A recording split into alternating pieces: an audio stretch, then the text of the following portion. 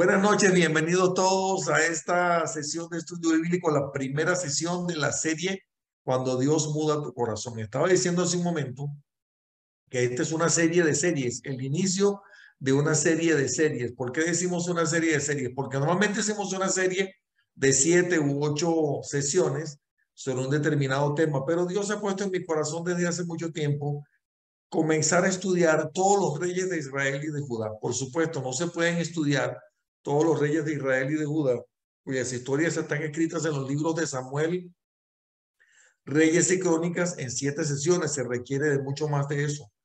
Pero yo los invito de una vez a que cuando hagamos la próxima serie me acompañen, porque les aseguro que vamos a aprender muchísimo.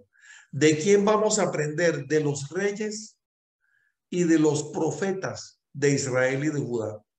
Durante esos periodos que vinieron desde el periodo desde que comenzó el periodo de los reyes, es decir, después de los jueces, hasta que los israelitas fueron llevados al cautiverio en Babilonia. Un periodo que abarca varios siglos, perdón, bastante largo, no se puede estudiar en 7 semanas, pero aprendemos mucho de cada uno de estos reyes. Hubo algunos buenos y algunos malos. Para quienes no me conocen, mi nombre es Carlos Aparcedo. Como ya me presenté, desde la ciudad de Fort Myers, en Florida, Estados Unidos, justamente la ciudad donde impactó muy fuerte el huracán Ian. Dichosamente, aquí en la zona donde vivimos, no ocurrió mayor cosa, algunos árboles en el piso, eh, algunas casas con daños menores. Algunos minutos de aquí fue un desastre absoluto, pero el Señor nos ha protegido en esta oportunidad. Y bueno, aquí estamos para iniciar en esta noche la primera sesión de esta serie que se llama Cuando Dios muda tu corazón, que está principalmente basada en el primer libro de Samuel. Una vez más, mi nombre es Carlos Aparcedo y estoy con el Ministerio 5E Internacional, que tiene sede principal en la Ciudad de México bajo el liderazgo de mi hermano el pastor Reinaldo Pérez y su esposa Lanchi López de Pérez. Y bueno, vamos a comenzar con nuestro estudio de esta noche, ya sin más preámbulos. Y la primera sesión de esta noche se llama Y Samuel habló a Israel. No es que es alguien que se llama y Samuel, sino que y Samuel habló a Israel. Así se llama nuestra sesión de esta noche. ¿Qué quiere decir esto, hermano Carlos?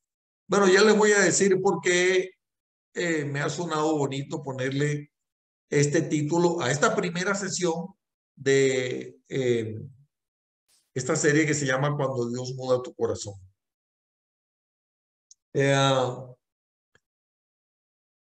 Yo les dije que vamos a hablar de la historia vamos a hablar de lo que aprendemos de los reyes de Israel y de Judá durante un periodo que abarca varios siglos, pero antes de entrar en ese periodo, quiero que hablemos un poco de los antecedentes para que nos ubiquemos en el contexto de lo que estamos hablando en este momento. Vamos a ver. El contexto histórico. Primero fue el liderazgo de Moisés. Seguramente aquí todos saben, han escuchado hablar de Moisés o han estudiado sobre Moisés. Moisés fue ese hombre que Dios escogió para sacar al pueblo de Israel de la esclavitud en la que vivían en el país de Egipto. El Señor los sacó de Egipto con brazo fuerte para llevarlos bajo el liderazgo de Moisés a una tierra prometida que fluye leche y miel. Esa tierra prometida no es otra que aquella de la que ellos, mejor dicho, sus antepasados se habían venido. Eh, Primero fue José, después se fue Jacob, el papá de José, con toda su familia, que ya para ese entonces era una familia muy grande. Se multiplicaron mucho, se hicieron miles. Cuando salen de allí de Egipto son muchísimos.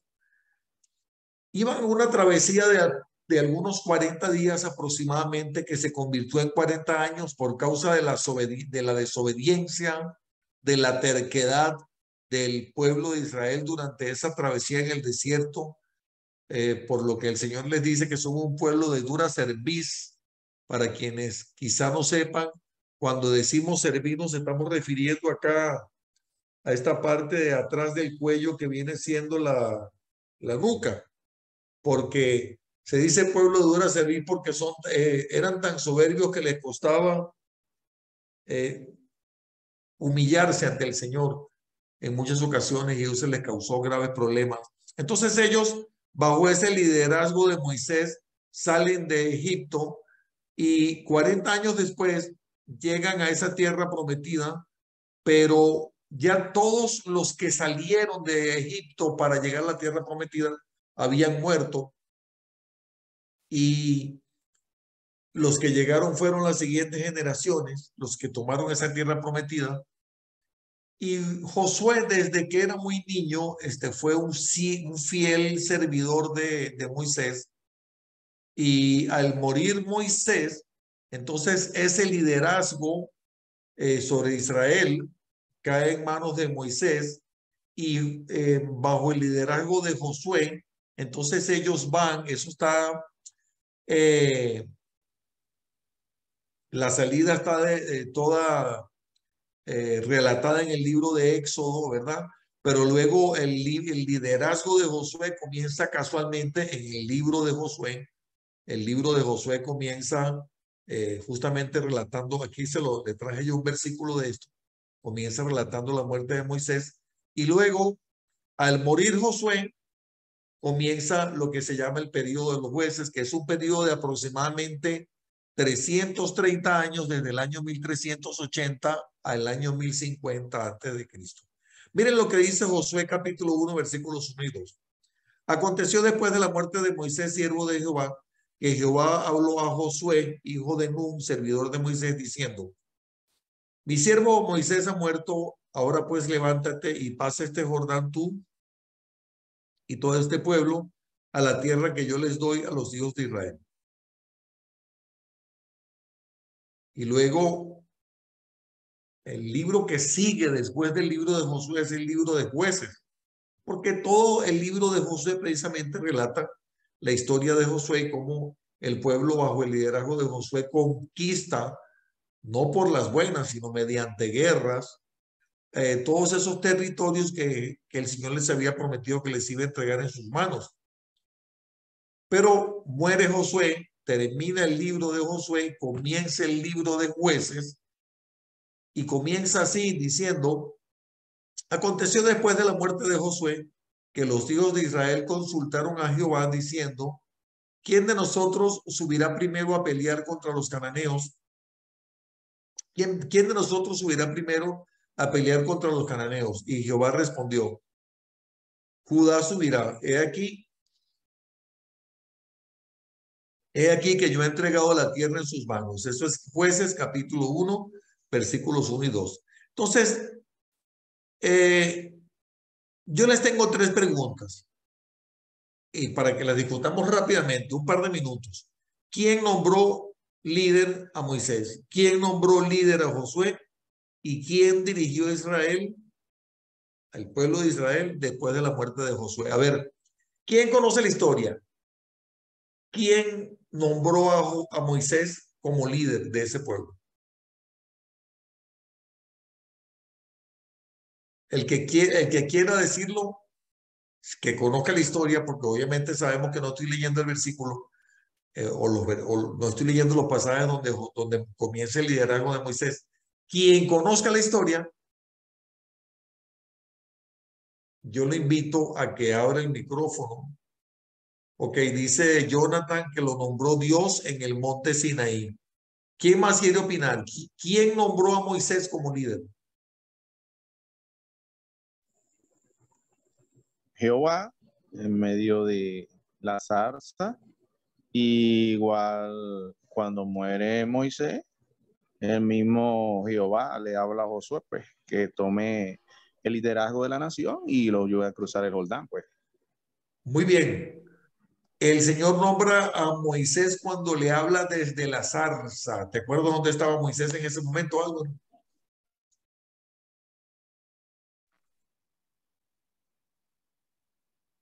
Bueno, ya María, cerró el micrófono, estaba en el desierto. Y efectivamente el Señor también nombró a Josué, le habló y le dio el liderazgo. Entonces, una vez que José muere, por lo que hayamos entendido de los dos versículos que acabamos de leer, o por quienes conozcan la historia, ¿quién dirige a la nación después de la muerte de Josué?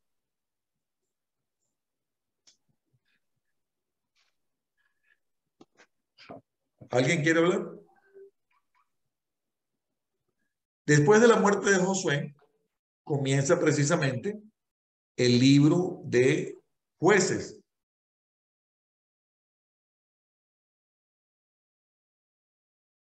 Voy a cerrar aquí el WhatsApp para que no me suene el ruidito. Ok. Cuando termina el libro de Josué con la historia de Josué, la historia de cómo ellos conquistan esa tierra prometida, o por lo menos la conquistan casi toda, porque no la conquistaron toda. Entonces comienza allí el periodo de los jueces. Vamos a ver qué aprendemos de todo esto. Vamos a continuar con nuestra presentación.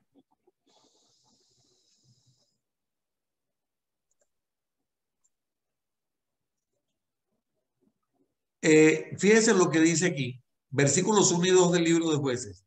Aconteció después de la muerte de Josué que los hijos de Israel consultaron a Jehová diciendo, ¿quién de nosotros subirá primero a pelear contra los cananeos? Y Jehová respondió, Judá subirá primero. He aquí yo te he entregado la tierra en sus manos. Jueces 1 y 2. Aquí no se está hablando de quién es el líder. Es decir, a diferencia de cuando comienza el libro de Josué y a diferencia de cuando comienza la historia de Moisés, aquí no se habla de a quién está nombrando Dios como líder.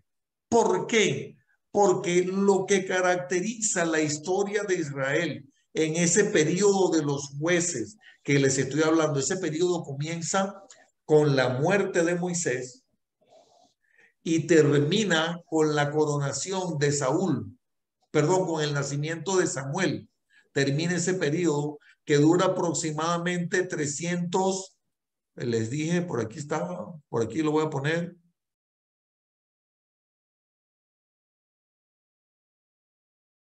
330 años, desde el 1380 hasta el 1050 antes de Cristo. Entonces, les estaba diciendo que aquí no se menciona en lo absoluto quién es el líder, porque no existía como tal un líder nacional. No existía una persona, digamos, Josué y Moisés, pudiéramos decirlo si lo comparamos. No es igual, pero digamos, haciendo una analogía con un gobierno actual, era el rey o era el presidente de la república. No era una república, pero digamos, haciendo una analogía para que me entiendan, era el líder máximo de todo ese pueblo que era bastante numeroso como para ser una nación. Entonces, cuando ellos van y poseen la tierra prometida y comienza un periodo entre comillas de paz, porque entre comillas ya habían poseído la tierra, entonces no había como tal un líder nacional. Vamos a ver qué dice Jueces capítulo 2, versos 6 al 11. ¿Cómo era Israel durante el periodo de los jueces? Dicen, porque Josué ya había despedido el pueblo y los hijos de Israel se habían ido cada uno a su heredad para poseerla. Cuando dice a su heredad, estamos hablando de la tierra prometida que ellos la poseyeron y la dividieron, se la repartieron entre las tribus de Israel. Y el pueblo había servido a Jehová, escuchen bien esto, y el pueblo había servido a Jehová todo el tiempo de Josué y todo el tiempo de los ancianos que sobrevivieron a Josué, los cuales habían visto todas las grandes obras de Jehová que él había hecho por Israel. Voy a repetirlo, el pueblo le sirvió a Jehová durante el tiempo de Josué y también durante el tiempo de los ancianos que sobrevivieron a Josué, porque esos ancianos habían visto las grandes obras de Jehová que Jehová había hecho. Pero cuando muere Josué, siendo de 110 años, lo sepultaron. Y aquí dice el versículo 10, y toda aquella generación, ya, gracias. Ya, gracias. Y toda aquella generación, ahora lo perdí. Versículo 10, y toda aquella generación también fue reunida a sus padres. Entonces ya la generación que vino después de ellos se olvidó de todo lo que Josué y esos ancianos que sobrevivieron después de Josué le enseñaron. Y se levantó otra generación que no conocía a Jehová ni la obra que él había hecho por Israel. Después los hijos de Israel, dice el versículo 11, hicieron lo malo ante los ojos de Jehová y sirvieron a los Baales. ¿Quiénes son los Baales? Los Baales son precisamente esos dioses que tenían esos pueblos que ellos conquistaron. Tenían dioses. Entonces ellos se olvidaron de su Dios, ¿cómo le diría? Se juntaron con esos pueblos, con los cuales Dios les dijo que no hicieran alianza, que no negociaran, que no hicieran nada con ellos. Y entonces comenzaron a adorar a los dioses de esos pueblos. Dejaron el Dios de sus padres, que los había sacado de la tierra de Egipto, y se fueron tras otros dioses, los dioses de los pueblos que estaban a sus alrededores, a los cuales adoraron y provocaron a ira a Jehová, y dejaron a Jehová y adoraron a Baal y a Astarot, y se encendió contra Israel el furor de Jehová, el cual los entregó en manos de los robadores que los despojaron, y los vendió en manos de sus enemigos de alrededor, y no pudieron hacer ya frente a sus enemigos. Por donde quiera que salían, la mano de Jehová estaba contra ellos para mal, como Jehová había dicho y como Jehová se lo había jurado, y tuvieron gran aflicción. Entonces, ¿qué está pasando allí? Repito, aquí se da un fenómeno. Ya les voy a decir más o menos cómo sucede este fenómeno. Y si alguien quiere opinar, siéntase en libertad de abrir el micrófono y hablar. El fenómeno que está ocurriendo durante este periodo de 330 años es que ellos no tenían un líder nacional, en primer lugar. Se murió Josué, se murieron toda esa generación, vinieron generaciones nuevas y se olvidaron de Dios. Y entonces esos pueblos con los cuales Dios les dijo, no te juntes con ellos, no hagas, Dios les mandó a que los acabaran, a que los destruyeran por completo. Entonces, cuando ellos llegan a esos lugares y empiezan a sacar a esos pueblos de allí, comienza aquello de que, bueno, pero es que esta gente, pobrecito, ellos son buena gente y esta familia por aquí y este grupo por acá, y comienzan a hacer excepciones, pero son pueblos que practican en gran manera la idolatría a otros dioses, a lo que se llaman los Baales. Entonces ellos no solamente desobedecen a Dios, sino que además se ponen a juntarse con esta gente y a crear como una especie de relatividad en lo que ellos creían. Así como que, bueno, pero te pones a ver, el Dios de ellos como que no es tan malo y mira que a ellos les va bien porque tienen un Dios que les hace favores. Entonces se olvidan y comienzan a que su fe se haga relativa, a discutir, a, a argumentar. Y eso causa el enojo de Dios. Y Dios lo que dice es, bueno, ustedes quieren adorar a sus dioses. Yo los dejo entonces, que ustedes vayan por su cuenta. Hagan lo que a ustedes mejor les parezca. Y eso les generó grandes consecuencias. Yo les pregunto, ¿a ustedes se les parece eso a lo que vivimos en el siglo XXI? Alguien que me dé una comparación. A ver, en Venezuela hay muchos ejemplos que mencionar. No solamente en Venezuela, también en otros países, pero digo, como somos varios venezolanos aquí, en México también, muchísimo. muy calladitos todos. Bueno, yo puedo dar el ejemplo de el Zulia, Maracaibo, pues, sobre todo. ¿Ok? Y nosotros tenemos una idolatría incomparable cuando hablamos de lo que se trata de las fiestas de la Virgen de Chiquinquirá. Por Aquí vienen ejemplo, millones y millones de personas a adorar ese ídolo, pues eso es una cuestión de idolatría, la Iglesia Católica, no, totalmente. Pero me asombra mucho que es la cantidad de personas que están aferrándose como dice la palabra, a un Dios que no habla, no camina, no hace nada, simplemente es un cuadro que está ahí inerte sin hacer nada y van directamente hacia la perdición. De eso más o menos se trata, lo que estaba haciendo el pueblo de Israel en ese momento. indudablemente, pero vayamos más a la era, a la época actual, Jonathan.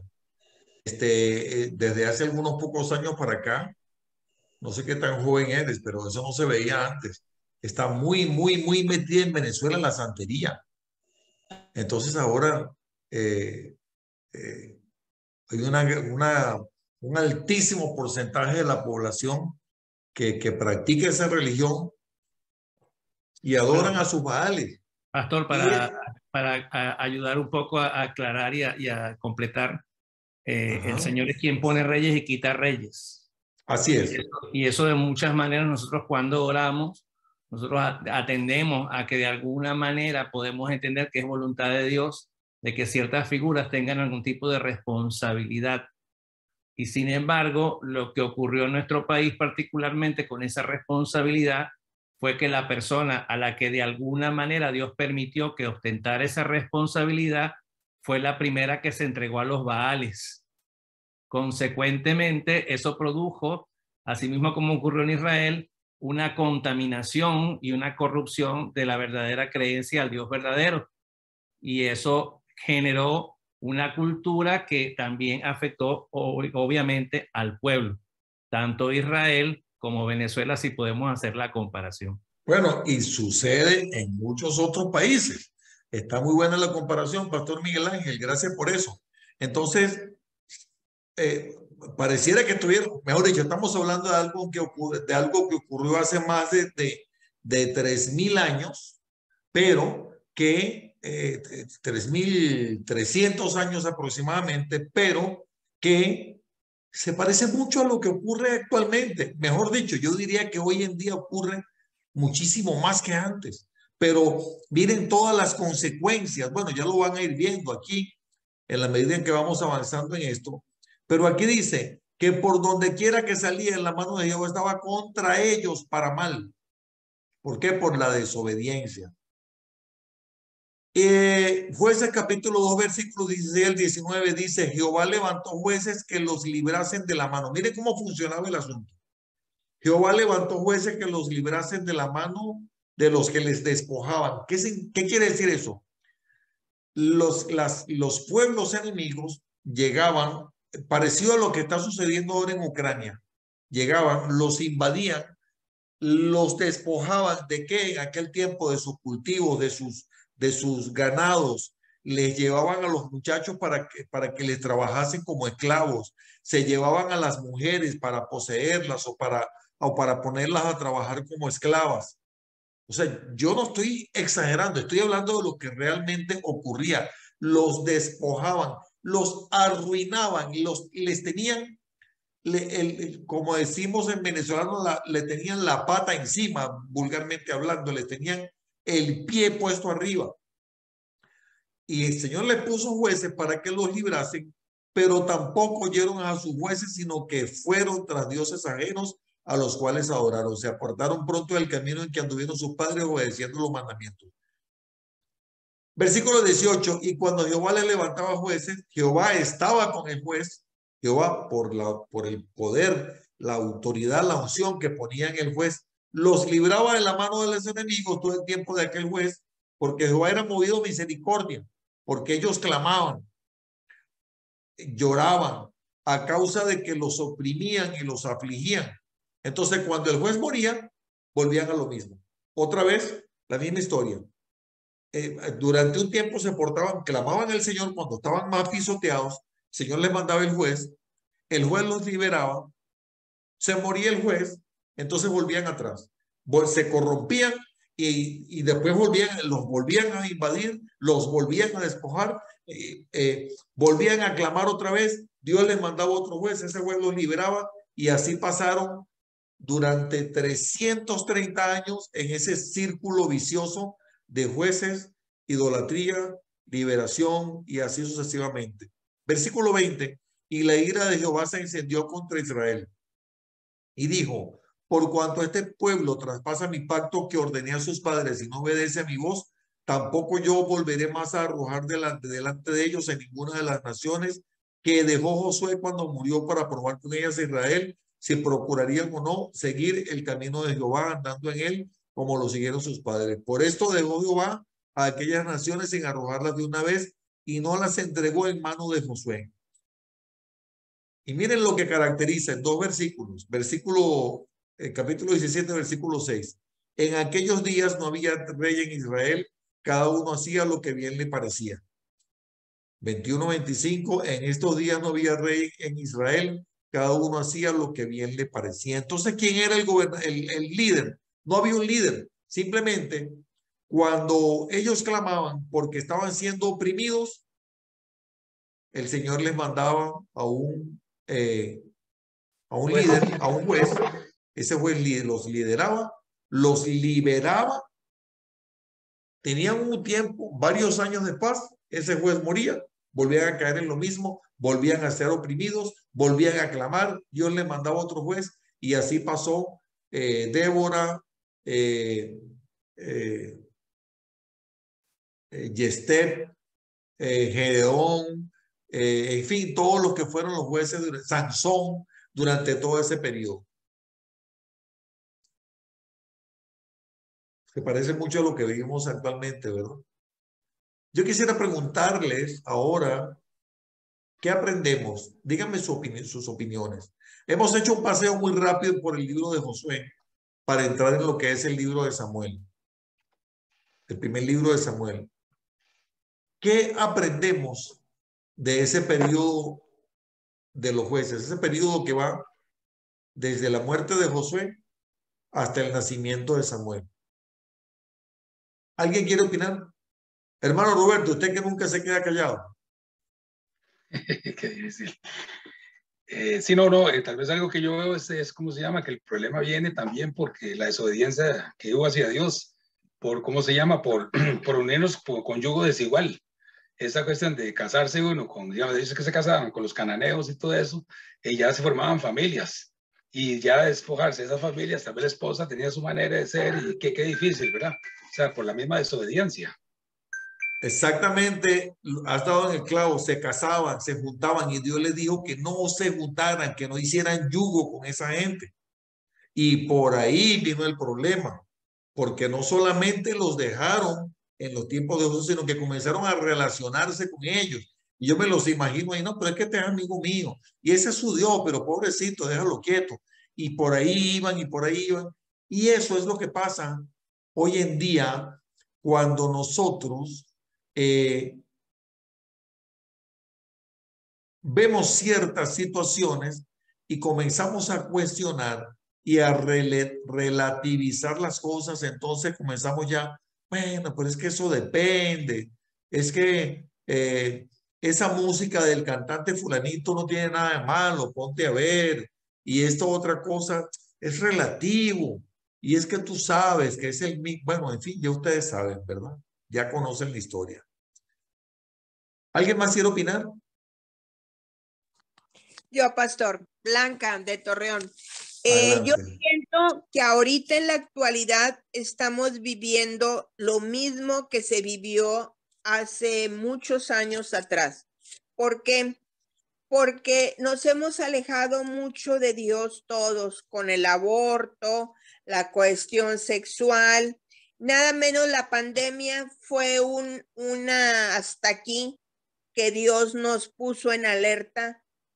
Y a la vez que nos castigó mundialmente, pues es tan misericordioso que simplemente ahorita estamos oyendo, gracias a usted, gracias al Zoom, la palabra de él.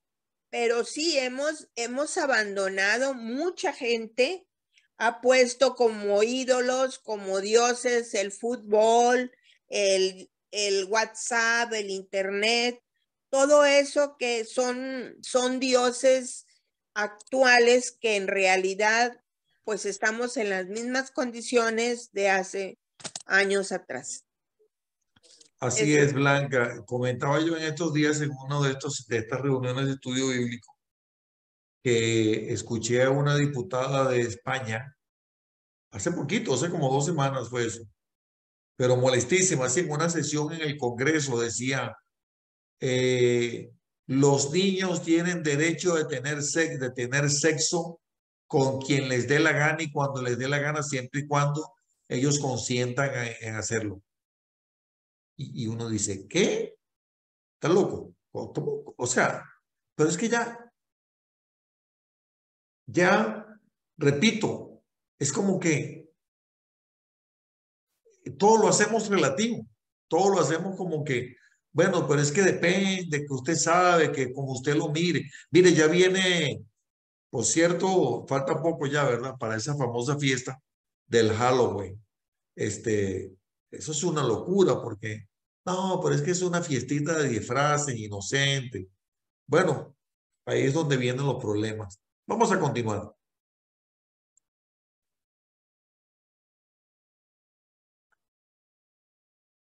Cuando el periodo de los jueces termina precisamente con el nacimiento del profeta Samuel, cubre un periodo el periodo de Samuel, el tiempo de Samuel cubre un periodo de 140 años, que eso es, mejor dicho, no debería ser el tiempo de Samuel.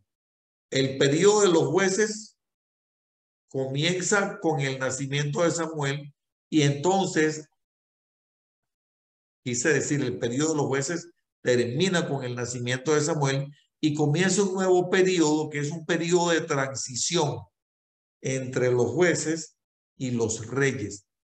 Ese periodo de transición, que comienza con el nacimiento de Samuel, dura 140 años, desde el año 1150 hasta el año 1010 antes de Cristo.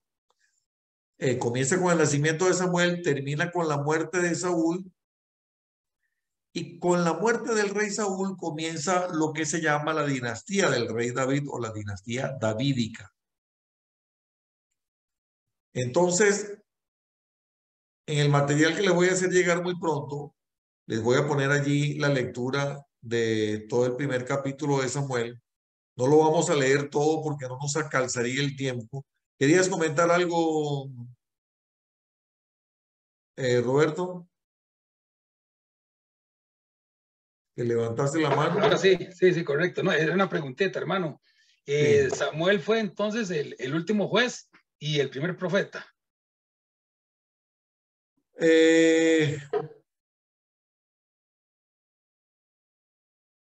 Es que no se pudiera decir que fue el primer profeta porque profetas había, pero digamos,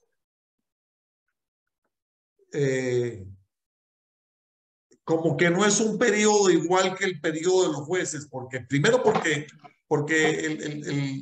el periodo de Samuel es diferente al periodo de los jueces.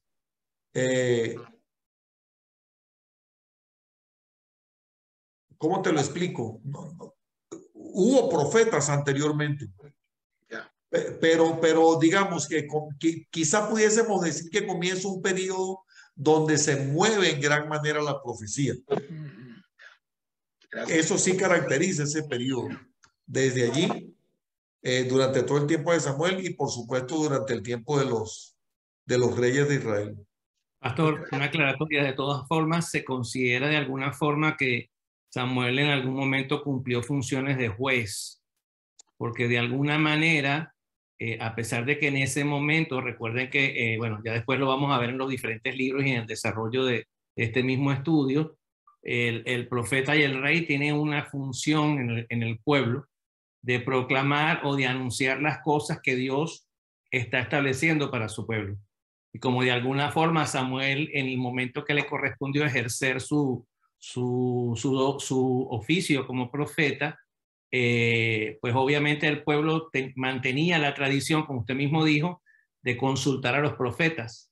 Y de alguna manera Samuel estuvo aconsejando en ese momento a las personas que estaban a cargo de la coordinación o del gobierno del pueblo mientras era nombrado el primer rey, que fue Saúl. Correcto. Yo más bien diría, Miguel, que lo que caracteriza este periodo de Samuel, o sea, lo que caracteriza el ministerio de Samuel, es que Samuel es juez, es profeta y es sacerdote. ¿Está de acuerdo conmigo, Miguel Ángel? Absoluto, pastor. Juez, profeta y sacerdote. Pero si analizamos el periodo de cuando está gobernando Samuel o cuando está juzgando Samuel, nos damos cuenta que ahí comenzamos a ver las llamadas compañías de profetas que anteriormente no las veíamos en la Biblia. Se ve allí en el periodo de Samuel. Bueno, vamos a continuar.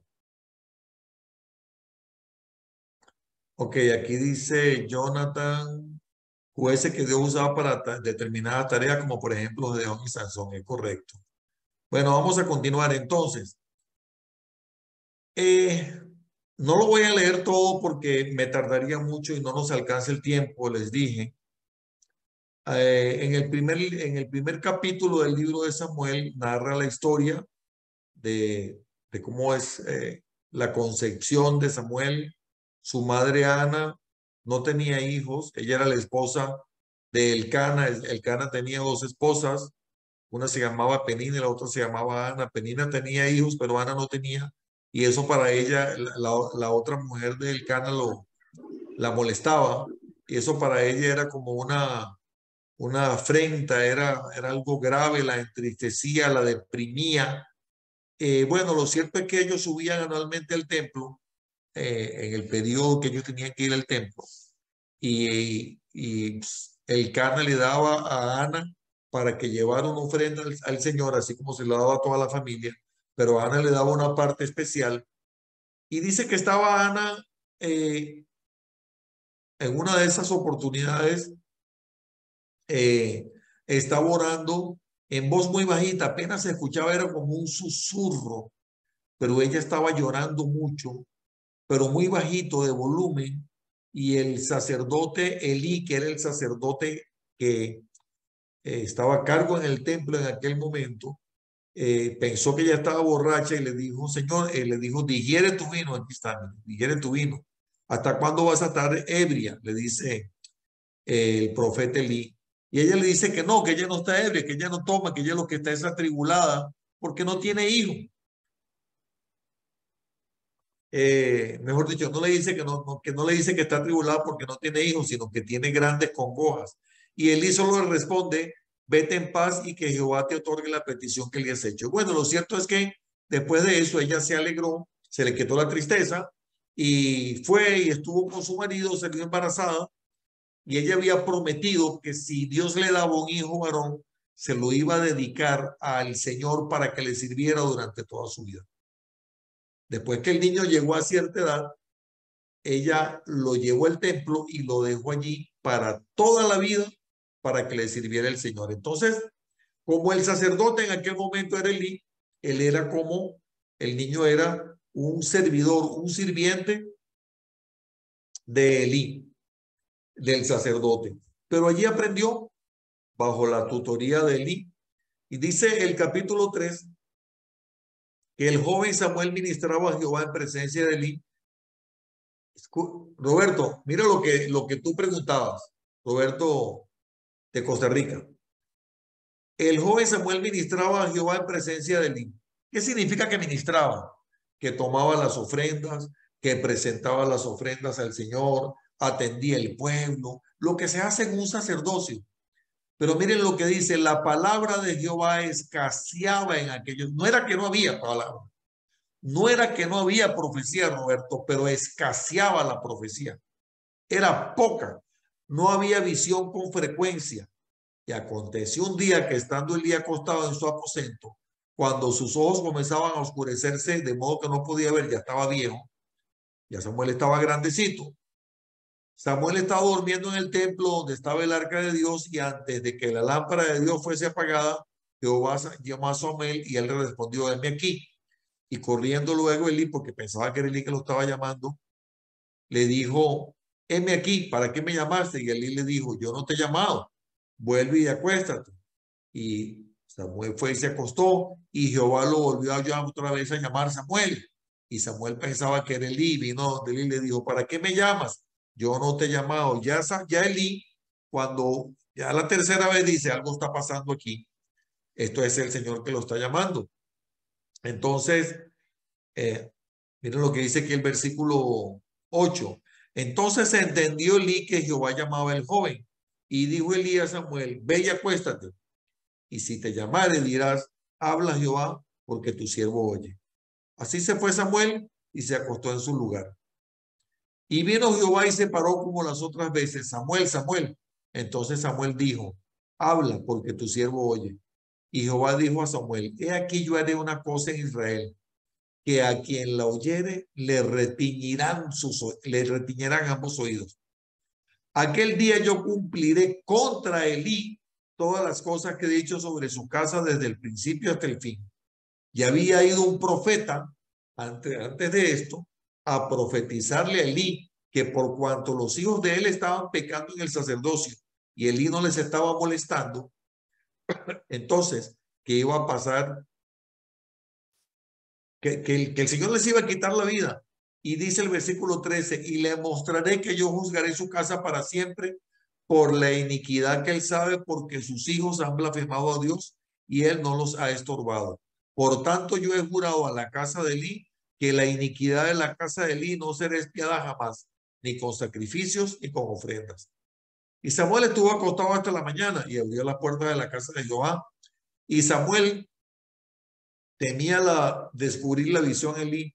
Llamando pues Elí a Samuel, le dijo: hijo mío, Samuel. Y él respondió: heme aquí. Y él le dijo: ¿qué es la palabra que te habló? Te ruego que no me la encubras, así te haga Dios y aún te añada, si me encubrieres palabra de todo lo que Jehová habló contigo. Y Samuel se lo manifestó todo sin encubrirle nada. Entonces él dijo: Jehová es, haga lo que bien le pareciere. Y luego en el capítulo 3, versículo 19 dice: y Samuel creció y Jehová estaba con él, y no dejó caer a tierra ninguna de sus palabras. Y todo Israel, desde Dan hasta Beerseba, conoció que Samuel era fiel profeta de Jehová. Y Jehová volvió a aparecer en Silo, porque Jehová se manifestó a Samuel en Silo por la palabra de Jehová. Ahí termina el capítulo 3, y en el capítulo 4 comienza diciendo: y Samuel habló a todo Israel, el versículo 1. Entonces, esto responde más aún la pregunta de mi hermano Roberto, porque de pasar de un periodo en el cual dice que escaseaba la palabra, casi no había profecía, y esto confirma lo que acaba de decirle el pastor Miguel Ángel Contreras. Samuel era juez, él era autoridad en la ciudad, en el país, pero además era sacerdote, y la gente lo reconocía como profeta, porque para el periodo cuando Samuel ejercía su ministerio, hubo mucha profecía, es decir, él profetizó mucho, y la gente, por supuesto, podemos deducir que lo que él profetizaba se cumplía, y la gente, desde Dan hasta Beerseba, eso significa en todo el territorio, reconocían en él un profeta, una autoridad, y lo respetaban.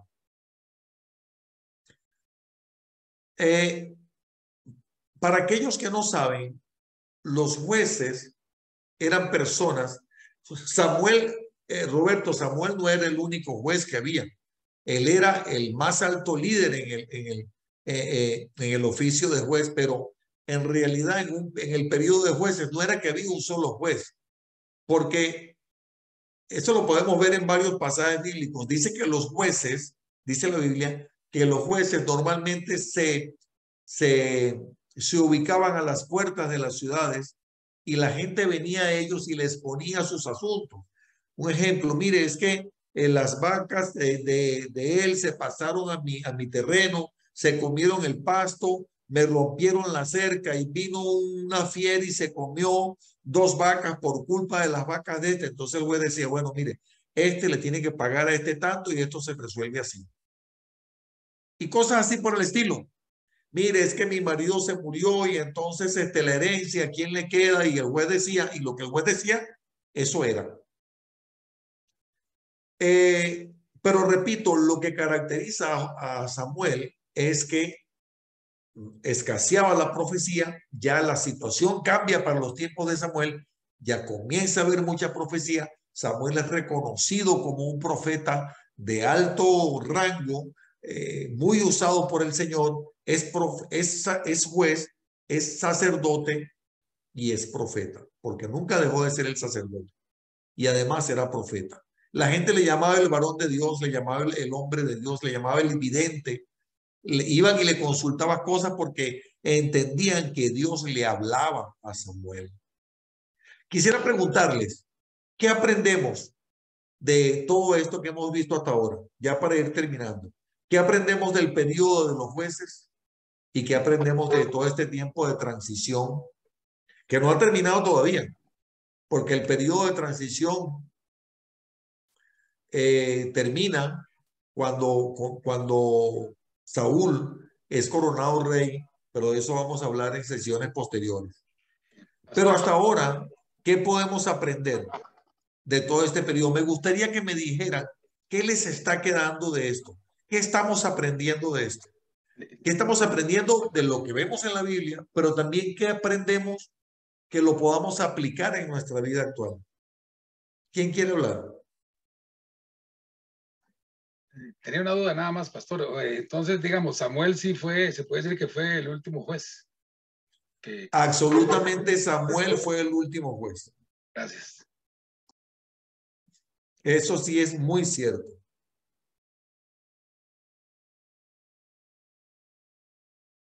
¿Alguien más quiere comentar? Me gustaría que me dijeran, ¿qué les está quedando? ¿Qué aprendemos de este periodo?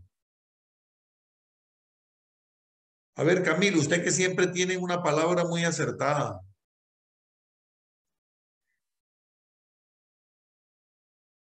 Todos están calladitos.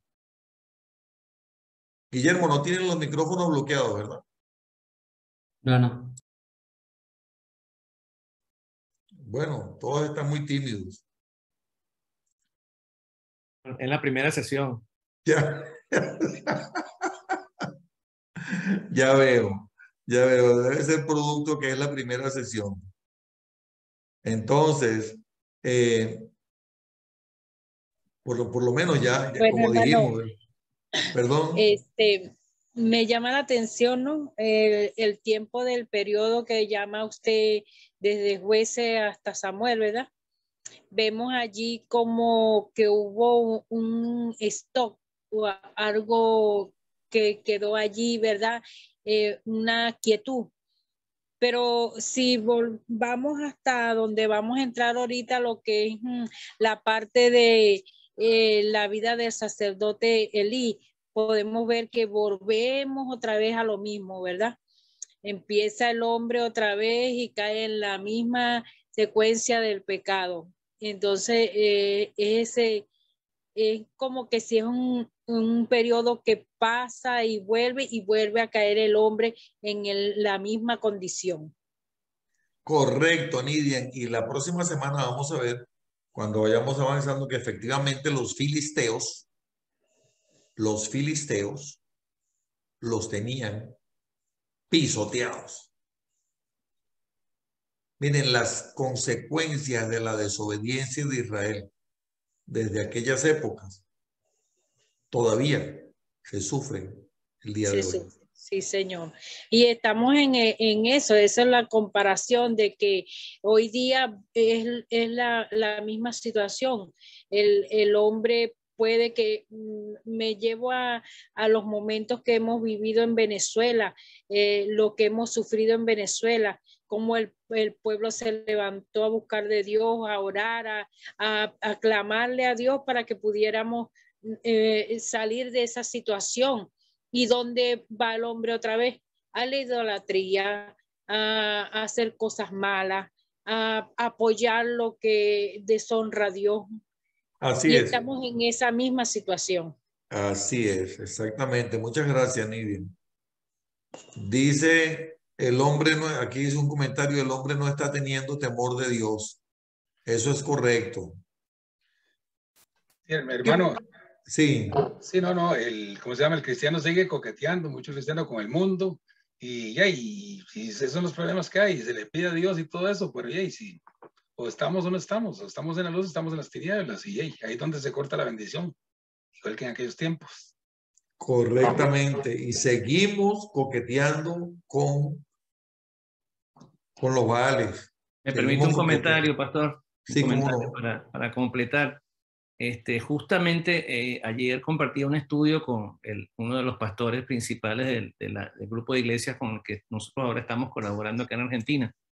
Y teníamos un tiempo de oración, y en ese tiempo de oración justamente este pastor estaba conversando acerca del tema del engaño. Creo que lo he comentado algunas veces en estudios anteriores. El problema del hombre no es tanto el poder atender a que se pueda corromper, sino a que se deje engañar. Y la realidad nuestra es que es muy fácil el engaño. ¿Por qué? Porque incluso en algunas oportunidades lo compartí con ustedes, no recuerdo si con algún otro grupo, es que ciertamente la Biblia dice que Satanás es el padre de la mentira, pero más que el padre de la mentira, Satanás es el artista y el originador del engaño y de la seducción, que es muy diferente a la mentira. Porque, hermano, yo les puedo contar a ustedes una mentira, y si la cuento, como decimos en Venezuela, si la cuento bien dicha, a lo mejor me la creen. ¿Sí se entiende? Sí, claro. Pero el tema no es decir la mentira en sí misma. El tema es entender de dónde proviene lo que me hace creer la mentira. Y entonces ahí es donde entra el engaño y la seducción. De hecho, el apóstol Pablo recuerda en una de sus epístolas el hecho de que temo de que aún se puedan dejar seducir, ¿verdad? Y se extravíen sus sentidos de la misma manera como la serpiente sedujo. Entonces habla de la seducción, que es el mismo engaño. Por eso es que es importante entender que muchas veces el pueblo se corrompe más por aceptar el engaño y no por estar verdaderamente apegados a la verdad, que es la luz de Cristo, que es el fundamento de la palabra. Y por eso es que, bueno, estamos, como dice la hermana de Falcón, cayendo otra vez en la misma trampa. Quería comentar eso solamente, pastor. Caemos en la trampa y caemos en ese mismo ciclo que vivió el pueblo de Israel durante tantos años. Hermanos, si no hay más preguntas, voy a despedir a la grabación, pero me quedo con los que están aquí en vivo. Solamente voy a cerrar la grabación. Bendiciones a todos los que nos ven en la grabación a través del YouTube. La próxima semana continuamos con este estudio bíblico, la sesión número 2. Este es un estudio de 7 sesiones, cuando Dios muda tu corazón, basado en el primer libro de Samuel. Suscríbete a nuestro canal, dale a la campanita para que recibas notificaciones, regálame un like, comparte este video con otras personas. Te bendigo, nos vemos la próxima semana. Padre, gracias por este tiempo, Señor. Gracias por esta palabra que tú nos has dado, Señor. Gracias porque hoy nos has hablado a nuestros corazones y nos has mostrado, Señor, que tú requieres, Señor, de nuestra obediencia, Señor, de nuestra fidelidad, Padre, y que cuando somos fieles a ti y obedientes a ti, Señor, tu mano siempre va a estar con nosotros, Señor, guardándonos, protegiéndonos, Señor. Y esta noche te decimos, Padre, gracias por tu palabra. Toda la gloria, toda la honra, Padre amado, la gloria sea siempre para ti. En el nombre de Cristo Jesús. Amén. Muchas bendiciones a los que están en el YouTube. Me quedo por aquí con los que están en vivo esta noche.